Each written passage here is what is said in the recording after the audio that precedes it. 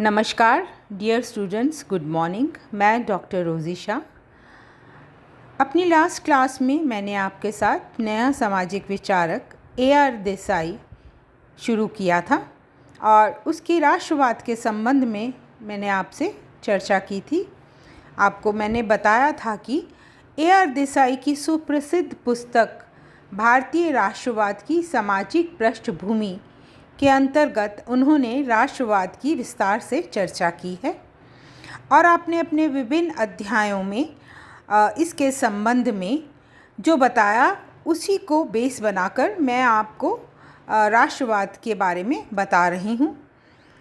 अपनी last class में मैंने आपको पूर्व ब्रिटानिया भारत की आर्थिकी और संस्कृति, आत्मनिर्भर ग्रामीण समुदाय के बारे में बताया था। दूसरा, भारत पर ब्रिटेन की जीत, भारतीय समाज का रूपांतरण, इससे संबंधित चर्चा आपसे की थी। तीसरा, ब्रिटानिया शासन में भारतीय कृषि का रूपांतरण, भारतीय सामंतवाद और इसकी भौतिक विशेषताओं के संबंध में मैं आपको बता रही थी। आज ये तीसरे पॉइंट को ही मैं कंटिन्यू करूँगी और इसके अंतर्गत लास्ट क्लास में मैंने आपको रैयत बाड़ी व्यवस्था के बारे में बताया था। आज मैं आपको महालवाड़ी व्यवस्था, जो कि लास्ट क्लास में अधूरी रह गई थी, उसको कंटिन्यू करते हुए मैं इस क्लास को आगे बढ़ाऊंगी। महाल का अर्थ ग्राम है। महालवाड़ी व्यवस्था के अंतर्गत भूमि पर समस्त ग्राम का संयुक्त स्वामित्व होता था। मालगुजारी नंबरदार उगाई करके सरकारी कोष में जमा कराते थे। ग्राम की बंजर एवं बेकार भूमि, वृक्ष, कुएं आदि गांव की संयुक्त संपत्ति होते थे। अगर कोई कृषक भूमि छोड़ देता था तो वे ग्राम की संयुक्त संपत्ति हो जाती थी। पूर्व के प्रमाण ही बंटवारे के आधार हुआ करते थे। जमींदारी व्यवस्था, अब मैं आपको बताने जा रही हूँ जमींदारी व्यवस्था। पहले इससे पूर्व मैंने आपको महालवाड़ी के संबंध में बताया है। जमींदारी व्यवस्था मुग़ल शासनकाल से शुरू हुई। ईस्ट इंडिया कंपनी में 1765 ईस्वी में मुग़ल शासन को 26 लाख देकर बंगाल, बिहार तथा उड़ीसा राज्य में भूमि कर वसूल करने का अधिकार प्राप्त कर लिया था और इसके बाद 798 ईस्वी में लॉर्ड कॉर्नवालिस ने भूमि का स्वामित्व जमींदारों को देकर स्थायी बंदोबस्त कर दिया था। उस समय की जमींदारी व्यवस्था की प्रमुख विशेषताएं इस प्रकार से हैं। जमींदार भूमि का स्वामी होता था। उसे किसी को भी भूमि देने और भूमि से बेदखल करने का अधिकार था। स्थायी बंदोबस्त के अनुसार जमींदार सरकार को भूमि कर देता था। जमींदार किसानों से मनमाना कर, सामान्यतः जमींदार खेती नहीं करते थे और ये मनमाना कर वसूल किया करते थे। जमींदार एक प्रकार से सरकार और कृषक के बीच मध्यस्थ बने रहते थे। जमींदार व्यवस्था दो प्रकार की थी, स्थायी व्यवस्था और अस्थायी व्यवस्था। अस्थायी व्यवस्था में सरकार द्वारा भूमि कर कुछ समय के लिए निश्चित किया जाता था और सरकार भूमि कर में परिवर्तन कर देती थी। लेकिन स्थायी व्यवस्था को लागू करने का सरकार का उद्देश्य था निश्चित रकम निश्चित समय पर प्राप्त करना। संक्षेप में कहें तो अंग्रेज़ी सरकार चाहती थी कि सभी जमींदार उनके गुलाम और भक्त बने रहें। अंग्रेज़ी सरकार भारत के विभिन्न प्रांतों में जमींदारों का विश्वास प्राप्त करके और उन्हें गुलाम बनाने में सफल हुई। ये गुलाम निष्ठावान जमींदार अंग्रेज़ सरकार के विश्वास पात्र बने रहे और भारतीय ग्रामीणों का भरपूर शोषण किया। AR देसाई के अनुसार ग्रामीण भारत में ब्रिटानिया सरकार द्वारा कृषि व्यवस्था के रूपांतरण ने आगे चलकर भारतीय राष्ट्रवाद के विकास को गति प्रदान की। देसाई के अनुसार कृषि की आर्थिक व्यवस्था का ये रूपांतरण राष्ट्रवाद का एक प्रमुख कारण रहा है। भारतीय कृषि के रूपांतरण के सामाजिक परिणाम। राष्ट्रीय कृषि का उदय। जहाँ जहाँ भी ब्रिटानिया सरकार का राज्य रहा वहाँ उपरोक्त कृषि व्यवस्था लागू की गई, अर्थात जो कृषि व्यवस्था मैंने आपको अभी बताई है वो लागू की गई और इससे भारत में राष्ट्रीय कृषि व्यवस्था स्थापित हो गई, जो कि राष्ट्रीयकरण को विकसित करने में विशेष महत्वपूर्ण सिद्ध हुई। इतना ही नहीं, अंग्रेज़ अधिकारियों ने उन फसलों की खेती कराने के लिए किसानों को बाधित किया जो ब्रिटेन के कारखानों के लिए कच्चा माल प्रदान कर सकें।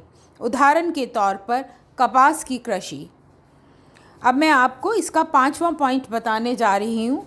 हस्तशिल्प एवं कुटीर उद्योगों का पतन।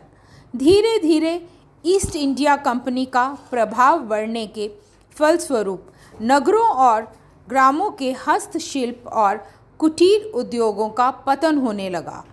इस समय इंग्लैंड में बने हुए सस्ते और आकर्षक माल से प्रतियोगिता न कर पाने के कारण एक बड़ी संख्या में दस्तकार बेरोजगार होने लगे।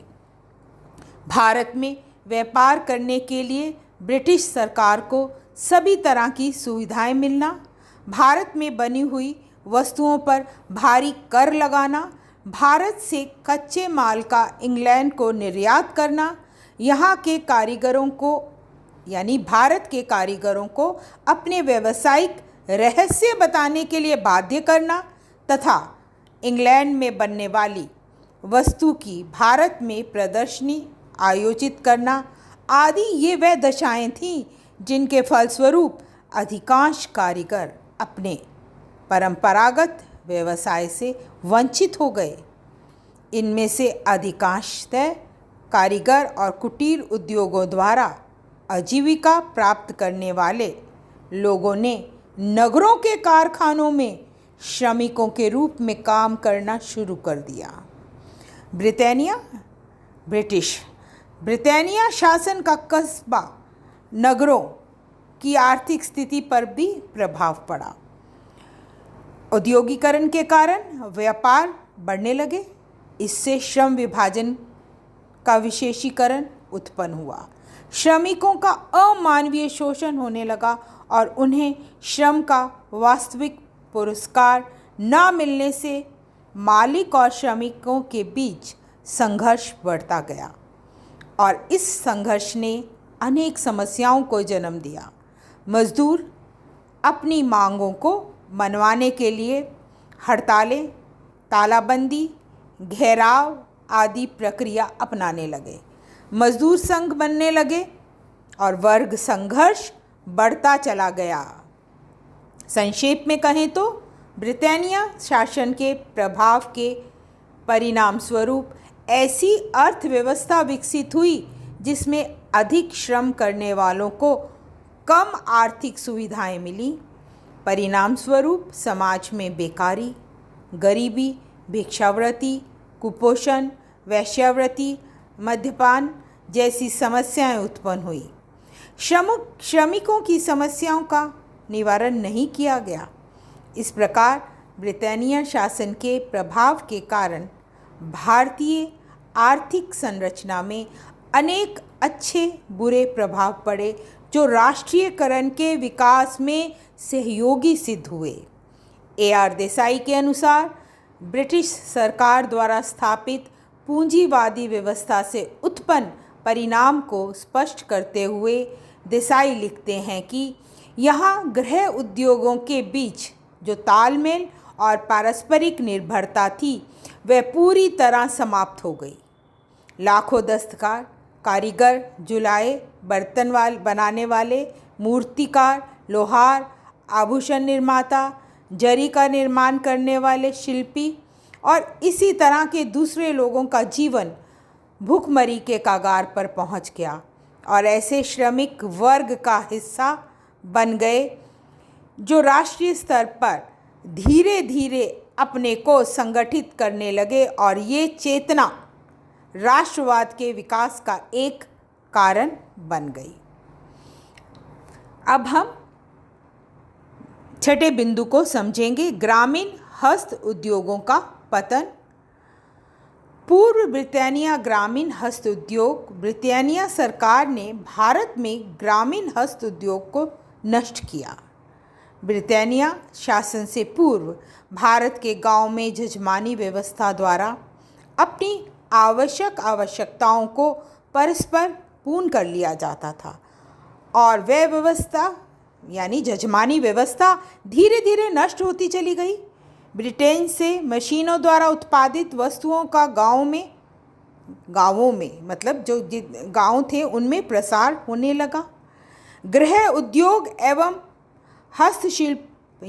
हस्तशिल्पियों से द्वारा निर्मित वस्तुएं अधिक महंगी हो गई। स्वदेशी उत्पादन बिकना बंद हो गया और उसका स्थान मशीनों से बने उत्पादन ने ले लिया। आगे चलकर इस पतन में राष्ट्रवाद और राष्ट्रीय स्वतंत्रता आंदोलन में सहयोग दिया। इस पतन ने किसमें सहयोग दिया? राष्ट्रीय स्वतंत्रता आंदोलन में महत्वपूर्ण सहयोग दिया। चलिए अब 5वें बिंदु को समझते हैं। आधुनिक भारतीय उद्योगों का उदय और विकास। भारत में आधुनिक उद्योगों का विकास अंग्रेजी शासन द्वारा औद्योगिकरण की प्रक्रिया से पूर्व भारत कृषि प्रधान देश था, जैसा कि आप जानते हैं। 3/4 से अधिक जनसंख्या ग्रामों में निवास करती थी और इन ग्रामों में गृह उद्योग, कुटीर उद्योग, पशुपालन, मिट्टी धातु के बर्तन बनाना, चटाई, रस्सी, टोकरी बनाना इत्यादि उच्च व्यवसाय थे और कृषि मुख्य व्यवसाय था। जब अंग्रेज़ों ने भारत में औद्योगिकरण किया तो ग्रामीण स्तर के गृह, कुटीर एवं अन्य उद्योग नष्ट हो गए और ग्राम एक दूसरे ग्रामों, कस्बों और नगरों और महानगरों से जुड़ गए। इस प्रकार से औद्योगिकरण की प्रक्रिया ने भी राष्ट्रवाद के विकास की प्रक्रिया को गति प्रदान की। अनेक कारखाने स्थापित हुए। बिजली का उत्पादन, स्टील का उत्पादन 5 से 7 गुना बढ़ गया। भारत में औद्योगिकरण की प्रक्रिया जनसंख्या की वृद्धि से अधिक तीव्र थी। औद्योगिकरण की प्रक्रिया ने नगरीकरण, यातायात, रेल के साधन, रेल व सड़कों के मार्गों के विकास और शिक्षा के विकास को गति प्रदान की, जिसके फलस्वरूप राष्ट्रवाद के विकास की प्रक्रिया को बल मिला। 8वां बिंदु समझने जा रहे हैं। आधुनिक यातायात के साधन और भारतीय राष्ट्रवाद का उदय। ब्रिटानिया शासन ने भारत में सड़कें बनवाई, यातायात के साधनों का विकास किया और इन साधनों के विकास से विदेशी व्यापार को लाभ मिला। वहीं दूसरी ओर भारत एक कोने से दूसरे कोने के संपर्क में आया। कहने का अर्थ है कि इन साधनों ने ये जो यातायात के साधन थे, इन साधनों ने भारत में एक कोने से दूसरे कोने तक संपर्क को संभव बना दिया।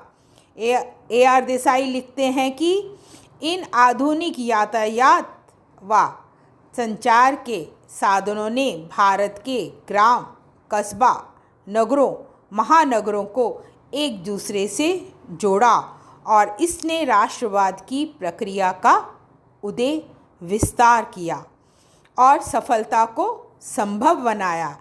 इन यातायात के साधनों के अभाव में राष्ट्रवाद का उदय और विकास भारत में संभव नहीं हो पाता। धन्यवाद।